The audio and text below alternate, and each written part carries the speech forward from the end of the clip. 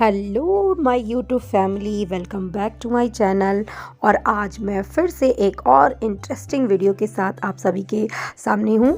और यहाँ पर आप देख सकते हैं बहुत ही हरियाली छाई हुई है मेरे घर में।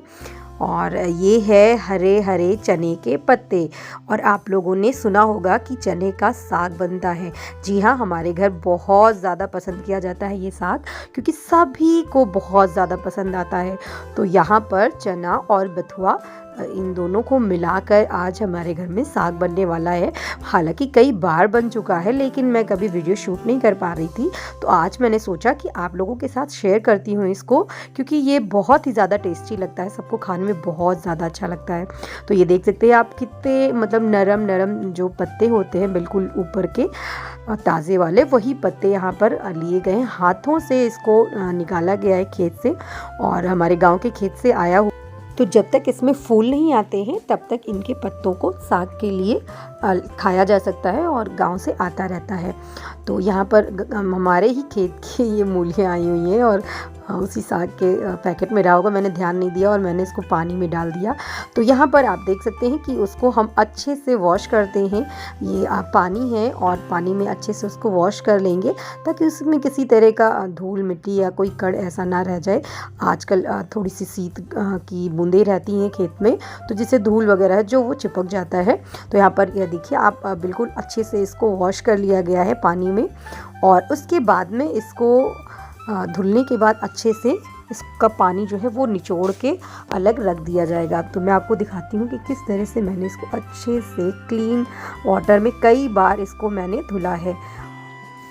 अच्छा, यहाँ पर मैं आपको ये भी बताना चाहूँगी कि अगर आप सिर्फ चने का साग बनाएंगे, सिर्फ चने के पत्तों को साग के लिए यूज़ करेंगे, तो वो उतना ज़्यादा टेस्टी नहीं होगा, और ना ही वो जो चने के साग में एक लचीलापन होता है वो भी नहीं आएगा। इसलिए यहाँ पर हमारे साग में आप देख सकते हैं कि बथुआ के पत्तों को भी यूज़ किया गया है, क्योंकि बथुआ जो होता है ना, वो थोड़ा सा लचीला होता है, और वो हमारे साग को थोड़ा सा लचीलापन दे। आप इसको ऐसे भी बना सकते हैं, लेकिन बथुए के साथ ही और भी ज़्यादा अच्छा लगता है। तो हमारे खेतों में ही होता है, इसलिए हम लोग चने के साथ बथुए के भी साग को निकलवा लेते हैं, जिससे ये साग और भी ज़्यादा टेस्टी बन जाए। तो बस अब हमने पानी को निकाल दिया है चने से अच्छे से। जब पानी निचुड़ गया है, तो अब यहाँ पर चने को काटने का प्रोसेस शुरू होगा। और अगर आप सोच रहे हैं कि इसको नाइफ़ से काटें, तो ऐसा नहीं हो सकता। तो यहाँ पर आप देख सकते हैं कि हंसिए की सहायता से, और इसको हमें बहुत ही बारीक बारीक काटना होता है। आप ये काम चाकू से नहीं कर सकते, नाइफ़ से आप ना तो उसको बारीक कर सकते हो, और आपका हाथ कटने का भी डर रहेगा। तो यहाँ पर चूँकि हम लोग गांव से जुड़े हुए हैं, तो हमारे घर हंसिया है, और हम लोग इसी से साग वगैरह जो है, कटहल की सब्ज़ी और साग, ये सब हम लोग इसी से कट करते हैं, हम लोग की आदत है। तो यहाँ पर मैं आपको दिखा भी दे रही हूँ कि इस तरह से हम लोग उसको बारीक काटते हैं। और दादी लोग तो और भी ज़्यादा बारीक काटती हैं, पर हम लोग इतना ज़्यादा बारीक नहीं काट पाते हैं। पर इसको बहुत ही बारीक से काटना होता है, क्योंकि इसके बाद में ही हम इसको घोटते हैं। और ये जैसे बेसन का पेस्ट होता है ना, इस तरह से इसको पका के और घोट के महीन कर देना होता है, कि जैसे हमारा बेसन का जो पेस्ट होता है, इस तरह से ये साग बन के तैयार होता है। सरसों का साग बनाना बहुत ही आसान होता है, पर जो चने का साग होता है, उसको बनाने में जितनी ज़्यादा मेहनत लगती है, वो खाने में उतना ही ज़्यादा टेस्टी लगता है। तो आप लोग अगर चने का साग आप लोगों ने खाया है, तो प्लीज़ आप लोग कमेंट में बताइएगा कि किसके किसके खेतों में चने का साग होता है और किसने खाया है, और आप लोगों को चने का साग पसंद है या नहीं। मेरी फैमिली में तो सभी को बहुत ज़्यादा पसंद है, खासकर जो हमारी दादी लोग हैं ना, उनको तो बहुत ही ज़्यादा पसंद है, इसलिए वो अक्सर चने का साग खेतों से मंगवाती रहती है। हमारे घर मजदूर लगे होते हैं, और वो लोग फटाफट चने के बढ़िया वाले साग को लाकर और चुनकर भिजवाती हैं।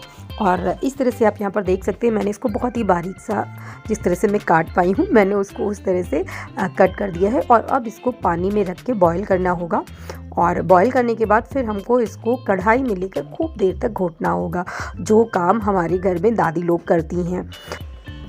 और यहाँ पर चावल है, और हमने चावल को भिगा दिया है, और जब ये अच्छे से फूल जाएगा उसका हमको बारीक पेस्ट बना लेना है।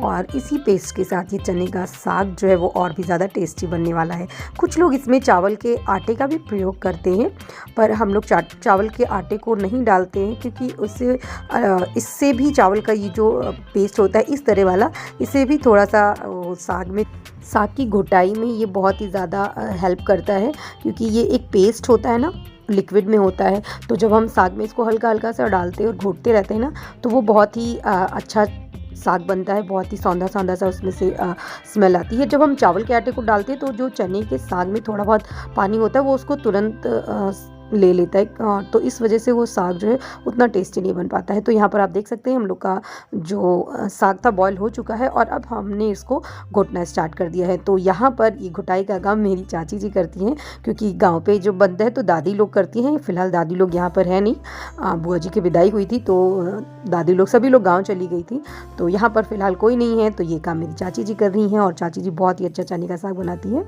और यहाँ पर जब भी चने का साग बनता है तो ये काम वही करती हैं। उसमें बहुत ज़्यादा मेहनत लगता है, तो हम लोग इसको कर भी नहीं सकते हैं। और दूसरा, हमारे चाचा जी को चाची जी के हाथों का ही साग पसंद आता है, तो ये मेहनत चाची जी करती हैं, यहाँ पर आप देख सकते हैं। और ये जो है ये हमारे घर पे है, ये पूर्वजों के ही समय से ये चल रहा है।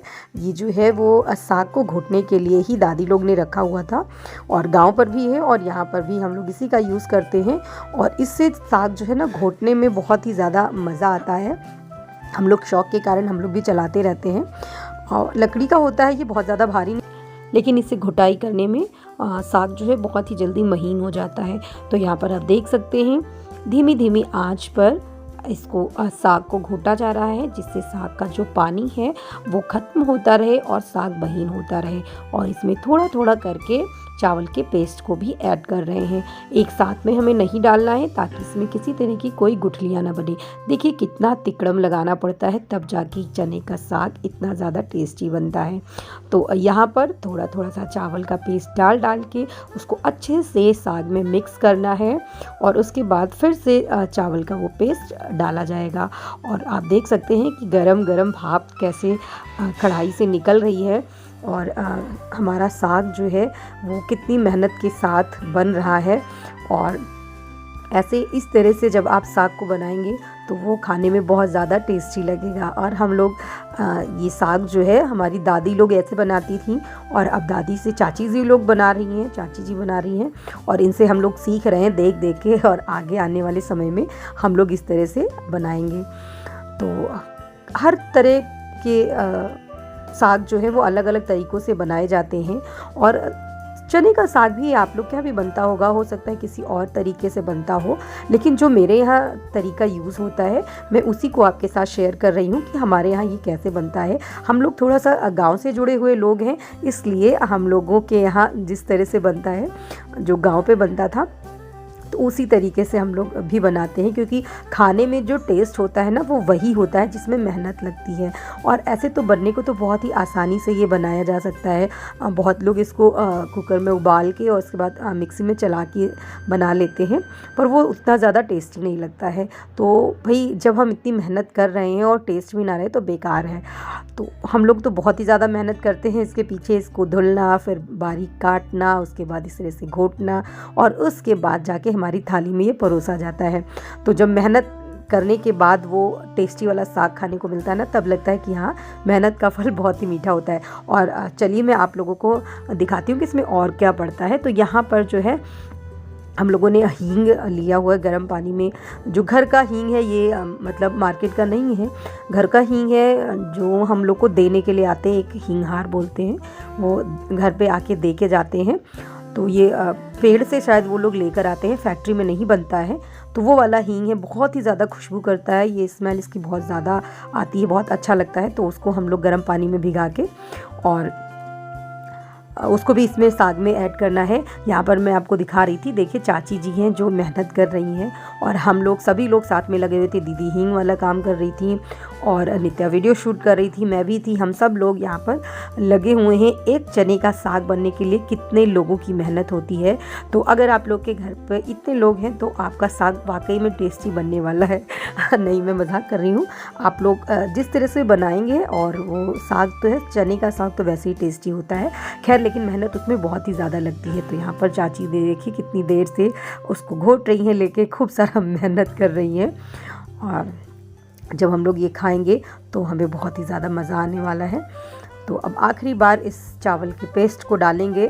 नित्या कह रही थी कि दादी ये तो लग रहा था जैसे कि क्रीम डाला जा रहा है साग में, और हम लोग उसी बात पे हंस रहे थे यहाँ पर कि हाँ, साग में हम क्रीम डालेंगे तो वो बहुत ही क्रीमी क्रीमी साग बनेगा और खाने में और भी ज़्यादा टेस्टी लगेगा। मैं नित्या को यहाँ पर चढ़ा रही थी। और उसके बाद में अब ये पूरा साग जो है वो तैयार हो चुका है। अब इसको थोड़ा सा और चलाने के बाद फिर जब वो थोड़ा सा गाढ़ा होने लगेगा, फिर हम लोग उसको आँच से उतार लेंगे। और आँच से उतारने के बाद फिर इसको थोड़ा सा बिना आँच के इस तरह से घोटते रहेंगे तो ये थोड़ा टाइट हो जाएगा। जो बहुत ही ज़्यादा नरम है ना, अभी ये चलाते चलाते चलाते चलाते टाइट हो जाएगा और उसके बाद में फिर इसको खाया जाएगा। हींग जो है वो हम लोग काफ़ी लेट में ऐड करते हैं, बहुत देर में डालते हैं। और पहले ही उसका, अगर हम लोग उसको पहले ही साग में डाल देंगे तो इस तरह से घुटते घुटते उसकी जो खुशबू है, अच्छी वाली महक जो है उसकी, वो निकल जाएगी। इसलिए हम लोग उसको बिल्कुल ही लास्ट में डालते हैं हींग को। और हींग पड़ने के बाद थोड़ी देर बाद हम लोग उसको आँच से उतार लेते हैं। तो यहाँ पर आप देख सकते हैं कढ़ाई से वो साग जो है वो छूट रहा है, मतलब उसमें नहीं चिपका हुआ है, यानी हमारा साग लगभग तैयार हो गया है, इसका पेस्ट। और ये गाढ़ा उसमें आ गया है पेस्ट के रूप में। तो अब इसको आँच से उतार के बस खाली इस तरह से चलाते रहना है, घोटना जिसको हम बोलते हैं, यानी कि दबा दबा के चलाने को हमारे यहाँ साग को घोटना बोलते हैं। तो बस इस तरह से हम लोग साग को चला रहे हैं। मैं अपनी भाषा का यूज़ कर रही हूँ, आप लोग की साइड में जो भी बोला जाता होगा आप। और इस तरह से इतनी मेहनत के बाद अब ये साग जो है वो बनकर रेडी हो गया है। और अब इसको हम लोग इस आयरन की कढ़ाई से निकाल कर अलग रख देंगे और उसके बाद में इसको सबकी थाली में परोसा जाएगा। और आज तो सबके मज़े ही मज़े होंगे, क्योंकि चने का साग जो है वो रोज़ नहीं बन पाता। एक तो हम लोग इतनी मेहनत करना नहीं चाहते हैं, और दूसरा वो क्योंकि मज़दूर लगे होते हैं खेत में दूसरे काम के लिए, तो वो रोज़ रोज़ हम उनसे साग भी नहीं निकलवा सकते हैं कि जाके, क्योंकि इसमें टाइम लगता है ना, एक एक पत्तों को निकालना होता है, तो इसमें टाइम लगता है। तो इसलिए हम लोग मज़दूर से काम छुड़वा के ये काम नहीं करवा सकते, तो रोज़ नहीं आता है। तो आज सब लोग बहुत ही चाव से खाना खाने वाले हैं, क्योंकि सबको चने का साग मिलने वाला है। और हाँ, चने के साग के साथ हम मूली और नींबू ज़रूर खाते हैं। तो यहाँ पर नित्या आपको दिखा रही है कि नींबू भी आया हुआ है गांव से। दादी ने नींबू और मूली सब कुछ भिजवा दिया था जिससे साग खाने में टेस्टी लगे। तो यहाँ पर हमने साग को निकाल लिया है और आप देख सकते हैं कि कितना ज़्यादा अच्छा लग रहा है। बहुत ही ज़्यादा गीला नहीं है और बहुत ही ज़्यादा सूखा नहीं है। तो आपको वीडियो कैसा लगा ज़रूर बताइएगा। अगर पसंद आया हो तो लाइक करिएगा, चैनल को सब्सक्राइब कर लीजिएगा, और हाँ, वीडियो को शेयर करना मत भूलिएगा।